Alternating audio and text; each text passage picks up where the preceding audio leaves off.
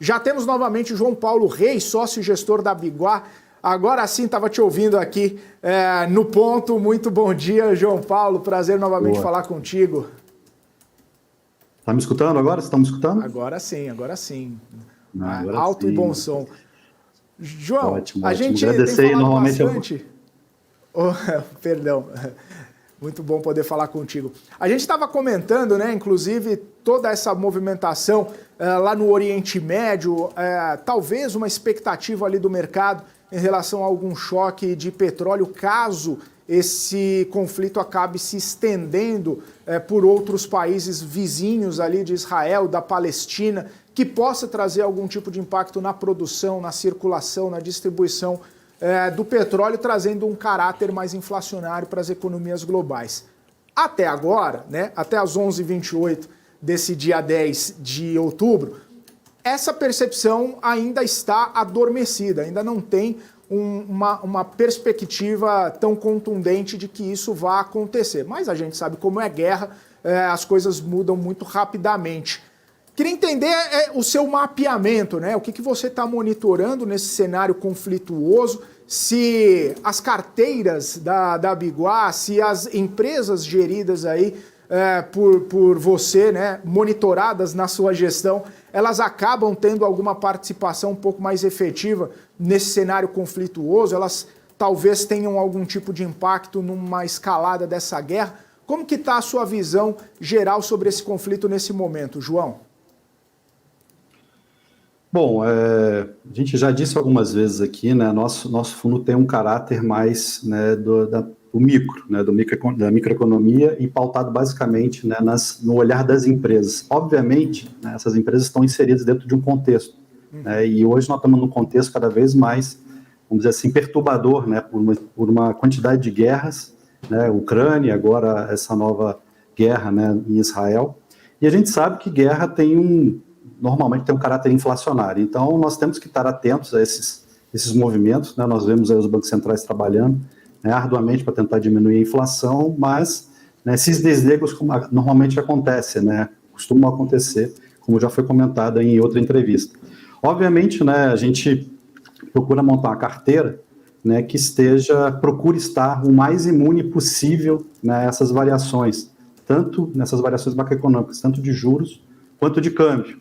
Né, e por isso, né, por filosofia, nós escolhemos empresas que tenham receitas de moeda forte, que estejam inseridas dentro do contexto mundial. Né. Talvez isso não possa gerar ali também um estresse, exatamente pelo fato de elas estarem, né, inseridas dentro, né, da economia global. Talvez ali empresas que tenham vamos dizer assim, uma atuação mais do mercado interno possam estar mais protegidas, mas nós optamos por estratégia estar em empresas, né, que devam estar, né, vamos dizer assim, preparadas para essas eventualidades. Obviamente, com uma guerra, né, nessas proporções, né, pode gerar aí desdobramentos, né, inimagináveis, principalmente como você falou, né, no aumento do preço do petróleo, principalmente aí se o Irã, né, for colocado dentro desse contexto também, né, que é um grande produtor, né, e podemos aí ter uma escalada de preços que pode prejudicar a economia como um todo. Como eu disse, nós optamos por estar investidos, né, em empresas que realmente possam passar por essas turbulências, né, em função aí, né, da qualidade dos seus ativos e dos seus negócios. Boa. João Paulo, estava olhando aqui, né, vocês cobrem e tem interesse aí o caso da São Martinho, né? Claro que a gente fala, né, nesse cenário mais micro sobre um desenvolvimento de supercana, sobre essa possibilidade da descarbonização, tem toda a movimentação. Sim. Também, né, de uma maior quantidade, proporção de álcool de mistura na gasolina. Isso tem trazido bastante impacto positivo na avaliação da companhia. Eu queria, primeiramente, saber, né, dessa parte micro positiva da São Martinho e se de alguma forma, né, e aí já puxando para esse lado um pouco mais conflituoso, que também acaba impactando, se de alguma forma algum choque no cenário de fertilizantes por conta desse conflito, que a gente sabe dessa importação de fertilizantes daquela região lá, pode acabar impactando no desdobramento da companhia. É muito pequena, né, essa proporção, mas de alguma forma, se isso acaba entrando no radar, ou se o micro, né, só essas notícias boas já acabam sendo suficientes aí para sobrepor qualquer tipo de apreensão com esse cenário. Uhum. Não, com certeza a gente está atento, né? Mas, como você disse, a São Martin é uma empresa muito bem posicionada no seu negócio, né? E faz parte do grupo desenvolvedora, né? Como você disse, dessa Supercana, junto com outras empresas aí importantes, né? Que estão inclusive negociadas em bolsa. O desenvolvimento dessa Supercana tem o potencial, né, de transformar, de revolucionar, né, o modelo de produção, né, de cana-de-açúcar no Brasil, aumentando inclusive 40%, né, a produtividade, com um nível de tecnicidade tecnológico assim inimaginável, né? Possibilidade de sensoriamento, de quantidade de açúcar na cana, né? Quantidade de umidade na terra, exatamente para você fazer um controle e uma adequação perfeita para você atingir ali o ápice e a excelência em termos de produtividade. E isso tudo com o objetivo, né, de melhorar a produtividade da cana e, obviamente, pelos seus derivados, tanto o açúcar quanto o etanol, né? E nisso, né, eu acho que é importante, né, o desenvolvimento. Acho que o Brasil, principalmente o governo, entendeu a importância dos combustíveis, dos biocombustíveis sustentáveis, né? Inclusive, o governo recentemente lançou os combustíveis do futuro e o etanol está elencado ali como os produtos, né, os combustíveis mais inovadores e mais importantes dentro desse processo de transição energética, né? E que serão aí, e que o Brasil é ponta, né, com tecnologia testada, aprovada, principalmente nos seus motores flex, né, e que com um resultado efetivo, né, no processo de descarbonização e de despoluição de cidades, que o mundo e outras cidades estão copiando, como é o caso da Índia, que tem um problema seríssimo de poluição, né, e vem buscar esse tipo de tecnologia, tanto dos motores flex quanto da produção do etanol, principalmente com o aumento da mistura na gasolina, para fazer o processo de descarbonização das suas economias e principalmente de despoluição das suas cidades. Né? Não sei se vocês se lembram, né, os mais jovens se lembram, que São Paulo, junto com a cidade do México, é uma das cidades mais poluídas do mundo. E hoje não se fala mais nisso. Por quê? Né, a solução chama-se motores flex e o uso efetivo de etanol aumentado na gasolina.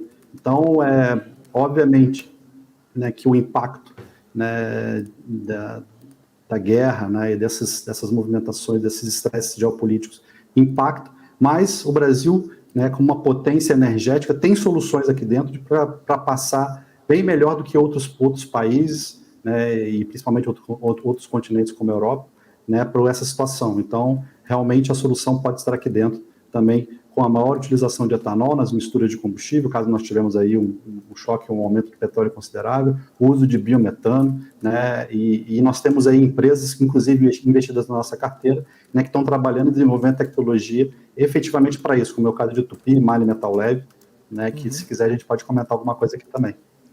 Deixa eu só aproveitar, João Paulo, esse gancho ainda, falando do setor sucro-alcooleiro, porque a gente teve algumas semanas também avaliações muito positivas e muito otimistas em relação às ações desse setor, justamente por conta da definição da Índia de fazer mais etanol e produzir menos açúcar.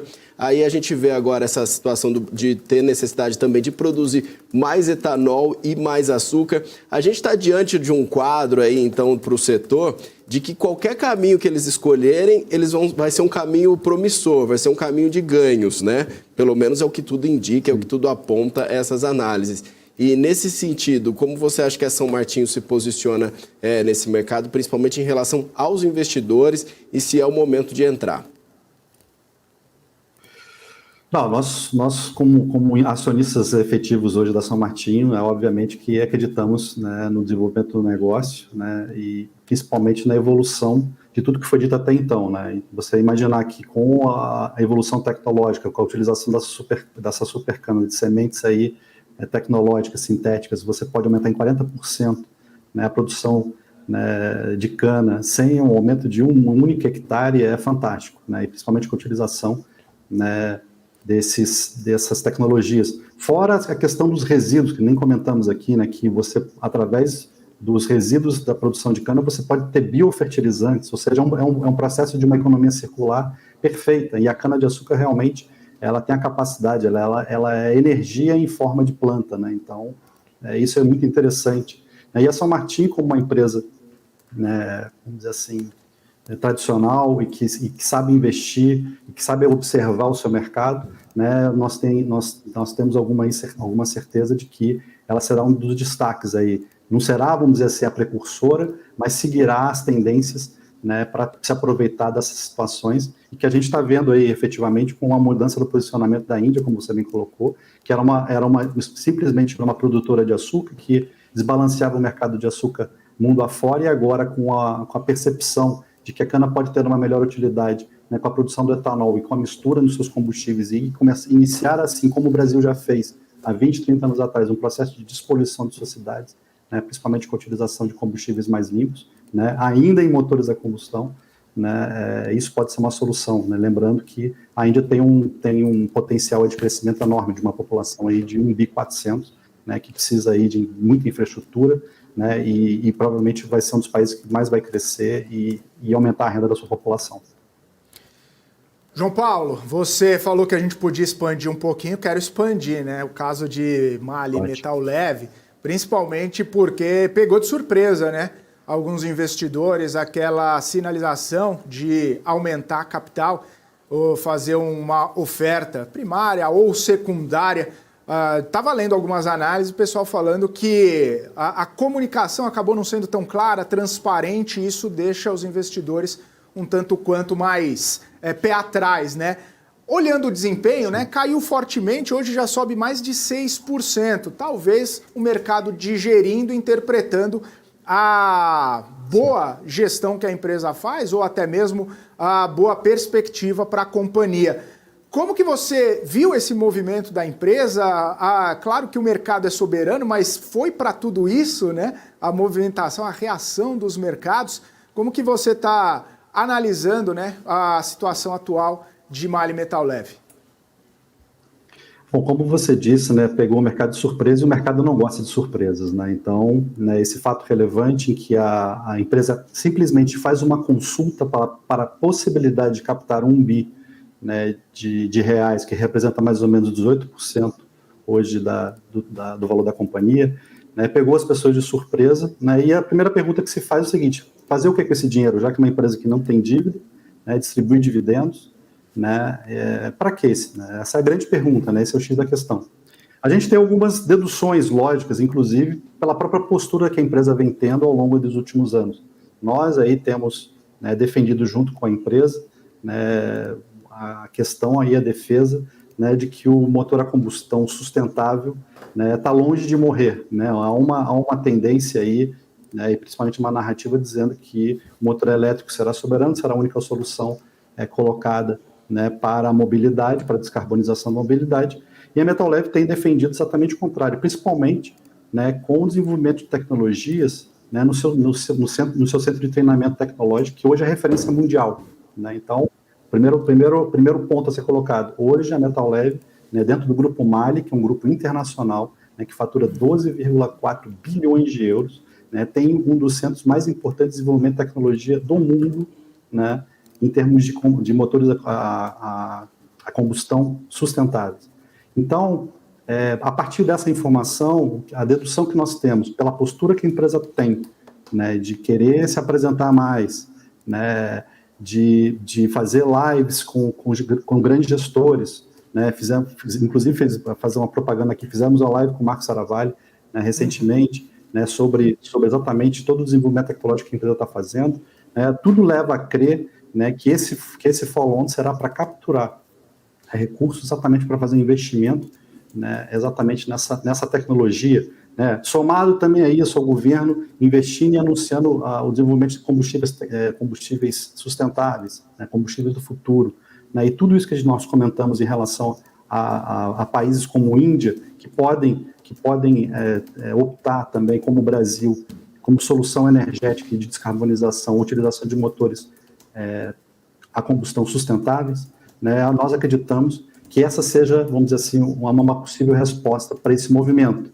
né? Talvez, né, como você disse, o momento não tenha sido ideal, mas o momento da empresa e o momento do mercado às vezes diverge, e talvez, né, a importância, né, do desenvolvimento dessa tecnologia, né, a empresa tenha pensado mais nessa questão, em gerar valor para o acionista no longo prazo, do que efetivamente pensar pontualmente, né, no que pode ser a percepção do mercado, né? Então, nós acreditamos, continuamos confiando plenamente no desenvolvimento, né, de tecnologia por essa empresa, né, e ao mesmo tempo, né, um movimento por parte do controlador, né, que abre uma parte, talvez parte do seu controle para aumentar a liquidez, para aumentar o conhecimento e a capacidade, né, de outros gestores aí estarem conhecendo o case, uma vez que, às vezes, a liquidez pode limitar essa entrada ou essa maior análise. Então, seria essa a nossa percepção de que a empresa estaria captando exatamente para fazer investimento nessa parte, né, da inovação e no desenvolvimento de motores a combustíveis sustentáveis. Maravilha, a gente, claro, acompanha aí as cenas dos próximos capítulos, se efetivamente, né, for para frente essa captação e nos moldes que vierem. João Paulo, agradeço muito sua participação, obrigado mais uma vez pela presença, sempre muito bom esse papo contigo. Boa terça-feira, ótima semana para você. Valeu, muito obrigado. PMC News. Informação que gera valor.